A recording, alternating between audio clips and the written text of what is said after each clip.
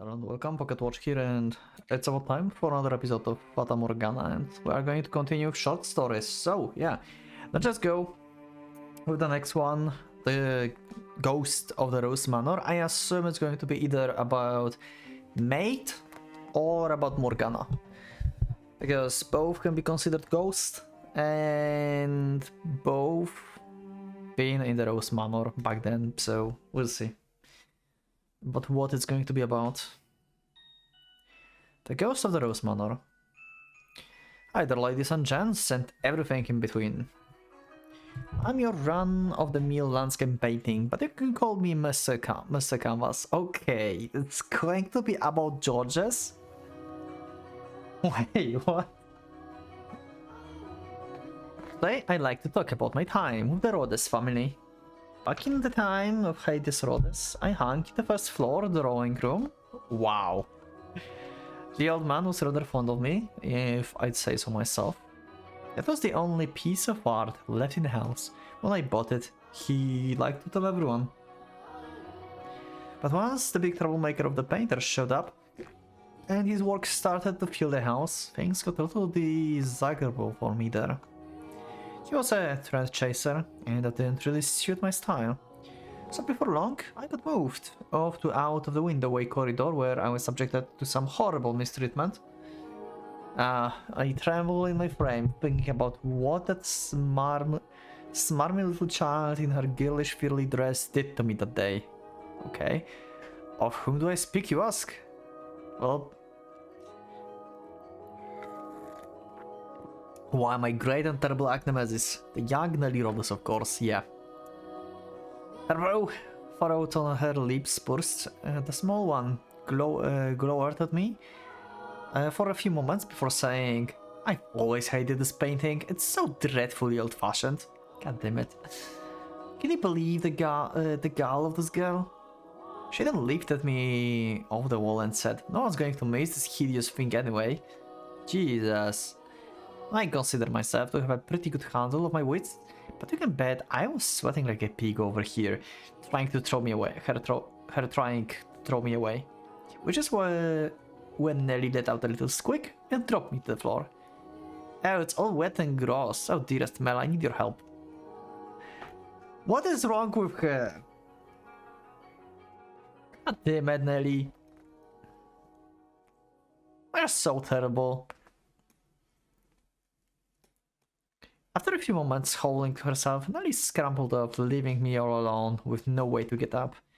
And just as I was sure this would be the end of me, someone lifted me up off the floor. It was the white-haired girl. The soft touch of her hands made my heart skip a beat. And, I mean, why wouldn't, who wouldn't in my position? She looked so much like... yeah. Then, with a faint smile, she said, let's bring you somewhere safe. Looked so much like your brother, huh? White hair, red eyes. Because he don't know Morgana. But yeah. Let's bring you somewhere safe, and carried me, wrapping tight in her arms, to the second floor. She seems to know where all the best nooks and crannies in the house were tucked away. And they're hanging me up somewhere nice and out of the way, the white-haired girl said, there, that should do it. I just couldn't bear to see such a lovely painting thrown away. What a sweetheart she was. Yeah, that lovely painting also is an instrument of death. Basically. Yeah, that's kind of poisonous. What a sweetheart she was. Nelly could have stood to learn a thing or two from her. It looked like a garden or perhaps a field somewhere. Beautiful, and I'd love to see it in a person someday. Oh girl, I'd love nothing more than to take you there myself. It was a lovely area for horseback riding. The shade beneath the trees was perfect for a picnic. That's even where you... Oops, no, wrong person. I suppose I mixed my white-haired girl up with someone else. Yeah. Yeah. I let out a chuckle, no one could hear, and as I watched her walk away I said a little prayer. May your life be filled with joy.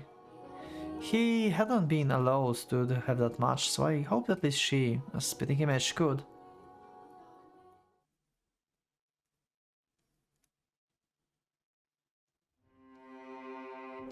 Wow, that was short. Well, I'll just continue to the next one. Let's go. The Not So Little Mermaid. I have no clue about who it might be actually. Let's see. Mermaid. Something about sea? Any characters related to sea? Pauline? Oh. Yeah, okay, it says Pauline. Okay, so... Yeah, it's so hot. I feel like I'm going to melt. Pauline said, flopping back on the ground beside me. So Yukimasa again, huh? She was having nothing but trouble on her search, and it seems to be taking its toll. It looked as scorchingly hot as it felt. The sun hung high in the clear blue sky, shining its light down on us in the clear blue ocean before us. You're wearing 5 layers and your hair long as hell. What do you accept? Cut half of it off if you are so hot. A girl doesn't cut her hair on a whim, young man. Yeah, whatever you say, lady. Oh, wait, this is not Yukimasa. This is the boy that she met in the second door when she was looking for Yukimasa, I think. Is it? She was more than a few years too old to become herself a girl, and I'd been told her as much before, even if she still acted half her age. I'd never met another lady in her 20s that seems so childish. Maybe I'm wrong? Okay, I don't know. I guess I would just have to go for a swim. Okay, this is not the time in the second door. She was not cheerful there. You what? You are? Turn around for a second, Javi. It is the guy! Make sure no one comes this way, okay? Pauline said, undoing her top. It is the guy from the second door. Okay. Whoa, hey, you. I said, my voice cracking. It happened so suddenly I barely had time to process. So I just did the only thing I could think of. What she told me to. Okay, you can look now. I can look my ass. I wanted to snap out the 1,000 things at once, but my irritation fizzled out at the sight of her playing in the water. Her feminine curves less pronounced, but still distinct through the water. Her white, mossy, untanned skin. Her long, black hair bouncing in the waves. It was a lot for me to take in. Damn it. At best, it was like... I was like a little brother to her. And at only 14, I was most likely just a baby in her eyes. Stupid shorted woman, you don't understand what guys are really like. Huh? Did you say something, Javi? Nope. I was hearing things, Duffus. Hold on, didn't she say the man she was searching for was her lover? Then maybe she really did understand guys better than I thought. It kind of pissed me off to think about. I hate you, Pauline, I muttered under my breath. I'd still never called Pauline by her name to her face. There's no way this is the end.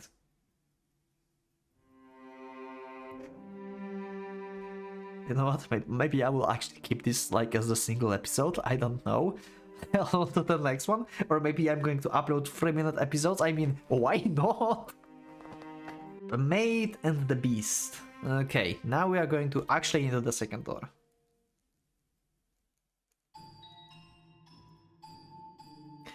As soon as I started learning how to talk, the human woman began bombarding me with questions. After we finished weeding a section of the garden and returned to the mansion, she would waste no time asking, "What would you like for supper?" Following quickly by, "How did you enjoy last night's supper?" And if I were to redecorate, is there any particular theme you would like me to adhere to? But she didn't stop the queries, if of only questionable significance. What is your favorite color? What is your favorite season? What is your favorite number? What is your favorite flower? I understand what she asked, but I didn't react to most of it. Because if I did, she would latch onto me like a fly to the carcass, and I didn't want to deal with that. Besides, even though I could speak the human tongue fluently, it wouldn't suddenly make me talkative. That just wasn't me. Not to mention, it would be wrong for the beast and the human woman to be chatting together like friends. The human did not seem to comprehend my displays of disinterest though. One day, she handed me a stick of the charcoal and a slab of wood, saying, if words are too difficult, we can try pictures instead.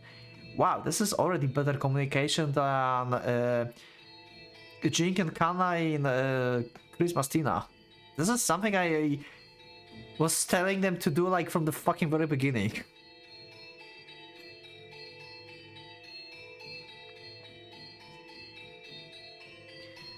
Why had she even gotten those things? First try drawing me. This is only practice, so don't worry about making it perfect. Draw however you wish. I wanted to crush the charcoal, smash the wood against the ground and get away. But she started talking again before I had the chance. Sometime long ago, someone else painted a portrait of me as well. It was so very long ago that sometimes I'm unsure whether it was real or merely a dream jumbled up in my memories. This is Maid speaking, so Giselle. Did Giselle had the portrait made of herself? I don't think so. The only portrait I remember was of like white-haired girl, aka Michelle. Like, you know, the woman version, because Georges was forced to draw like this. So I think like her memories are just like, you know, mixed. Yeah. They are mixed. And she thought like, hey, it was mine. Probably. But I remember how it felt, how anxious they were drawing, and how delighted I was for them to be drawing me. Okay, maybe I'm wrong? And sitting here with you feels like it brings me even so slightly closer to the woman I was then. Can someone remind me in the comments? I think she's just mixing up the paintings. I don't remember her ever being painted. Actually, there was one time when Michel said he will paint, I think. He's not as good as Georges, but he can do something. Did Michel actually make a painting of Giselle? Like, he finished this painting? I think like it was the case, but I don't remember. The human woman often spoke of events that happened centuries ago, so this was hardly unusual for her. So please, would you draw me? Your doing so would help to calm my spirits, if you would rather not speak. All the insolence in the world would not make me a beast and more capable of creating art. I wanted to throw my stole against the wall and storm out of the room, but the look in her eyes stopped me. Her gaze was more tenuous than usual, as a refusal would send her over the edge. I loathed it. So I took the charcoal in my unsteady hand. If a horrendous drawing of the horrendous beast would bring her back, then she would have her drawing. What I created, though, was nothing more than scratches of charcoal crudely imitating shapes. It hardly resembled a child's doll, let alone her. Looking down on it with a soft laugh, I said, "It's beautiful." Okay, that's a weird conversation in general. I knew very little about the human woman, but I doubt that would ever change. I'm a bit confused what I've just read. I'm a little bit confused. Huh. Maybe I will, like, stick these three together. It should be like, what, 20 minutes? Or 15? Like, I would like to make these episodes at least, like, what, 15 minutes? So maybe I will just keep this together. Well, anyway, let's see. Okay, so the next story is the Sisterhood of Secrets. So maybe a Pauline from normal timeline? Possibly. Like, you know, the original one, because she's been a sister there, right? And her name was Maria, I believe. That's her sisterhood name, but who knows? Let's see. No, this is Rhoda's family. Oh, this is about Nelly then. One afternoon, a modest girls' get-together was held in the Rose Garden at the Rhodes estate. It was far from the friendly gathering, though. Its members hardly those one might expect to find charity. Ah, everything's a secret with you, isn't it? Is there anything you can tell me? Stuffing another freshly baked cookie into her mouth, the Rhodes' daughter, Nelly. I'm back, sorry. Stuffing another freshly baked cookie into her mouth, the Rhodes' daughter Nelly glowered at the white-haired girl who looked as though she wanted to disappear. Oh. Okay, so this is like meeting with all of them. Okay. So this is before Nelly started the spies having her, so both of them have secrets, that's why Sisterhood of Secrets. Beside her, with an inscrutable smile on her face, sat the black-haired head Abigail, oft spoken of in whispers as the witch of the Rose Manor. I'm truly sorry, Lady Nelly, said the wild-haired girl, her gaze affixed on her hands, clenched above her knees. Under normal circumstances, two Abigails and a young noble lady of the house, which they served, would never be seen dining at the same table. Only at Nelly in existence had they even brought together. Now, my lady, please be reasonable. Every girl has secrets, said the head Abigail, her smile unwavering. She didn't look a day older than 20, but supposedly she had served in the house since Nelly's grandfather's time. There's secrets, and there's not even being able to say what family you came from. What about have you brought her into the house if she posed any danger? I mean, do you not trust your mother's judgment, Nelly? I do, but still. Then you need to consult yourself with her. The head Abigail's smile remained firm and as though curved in her face. Nelly pouted, seemingly stripped of the energy to pursue the subject any further. So, instead she raised a new topic of conversation. Okay, fine, let's talk about something that isn't a secret. Like what is it in someone that makes your heart flutter? I don't know, being a male? Nelly leaned across the table, her face practically in the wild-haired girl's. But the only response she received was downtrodden eyes and beaten lips. Fine, you don't have to said Nelly, turning towards the head Abigail. But in her place you do. It had struck Nelly that in her entire life she had never heard as much as a whisper about the woman's private affairs. The head Abigail was rather pretty though, which she imagined invited men's advances quite often. What makes my heart flutter, you ask? Let's see, I'm rather fond of the pearly white skin, unusual eyed colors, the eternal... Pardon me, I really must be going. The mistress need my assistance. Good day, said the white-haired girl, scrambling over her chair and back towards the mansion. Yeah, pretty much described her. To which the head Abigail gave a softly sinister laugh. Does everyone in this house have to have some deep, dark secret? Thought Nelly.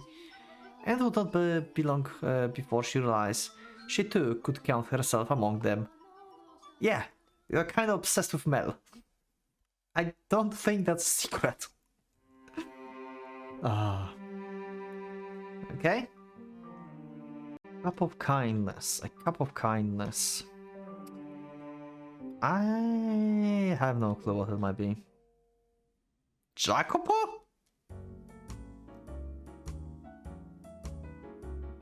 Are you wait, game? Are you sure that we are in the same place? kindness and Jacopo? And in specific Jacopo from the third door? What? For you? Maria was lounging in the kitchen with some of the other maids after a long day, when out of blue she was summoned into the hall by the master of the house. He shoved a paper bag branded with the name of an expensive restaurant in her hand, and the pieces fell into place. He'd gone out with the mistress today and had apparently decided to bring a gift back. Okay. I mean, they are friends for a long time, so... She poked at the bag, rustled it, shook it a bit, trying to guess what's inside, to no avail. What's in here? Like nuts or something? It's really heavy. Close. They're beans. Coffee beans, that is. Okay. I like that. I like to get a present as the coffee beans. They are cool, like I can have more coffee. Oh. Then, after pounds, I appreciate it, but you could have just given to the head maid. Why would I do that? They're for you. The girls get suspicious, as if I suddenly started drinking expensive coffee, so you'd be better off making it a gift to everyone. Last thing I wanna deal is a bunch of those spiteful women. With disappointed from Jacopo said, I'm sorry, I didn't think it through. Jeez. Why was the sky gonna fall tonight? Jacopo was never this meek. He must have had a pretty damn good day. A little while later, as the rest of the maids had begun dispersing to their chambers, this time the mistress came to visit. She was dressed in her nightwear, her hair down, her makeup removed, and she was just pretty naturally beautiful as ever. While her girl could be dressed in rags and she would still be prettier than most girls. Sorry to bother you so late, she said, fidgeting. There was something I wanted to talk to you about. What's up? I'm all ears. The white-haired girl let out a sigh of relief. A smile spread across her lips. Well... By the time she finished, Maria was almost on the floor. Holy shit, what are you to 12? She said, completely forgetting the manners. Evidently the master and the mistress, newlywed, thought they had yet to bed together. Okay. Maria knew that they had a lot going on, and hadn't managed to consume their marriage on their wedding day, but still, there was no excuse for this. Not to mention, she's the one coming to me for advice. God, she's completely useless. Part of the exerted side, shaking her head, when she got a sight of the coffee beans, which gave her an idea. Okay.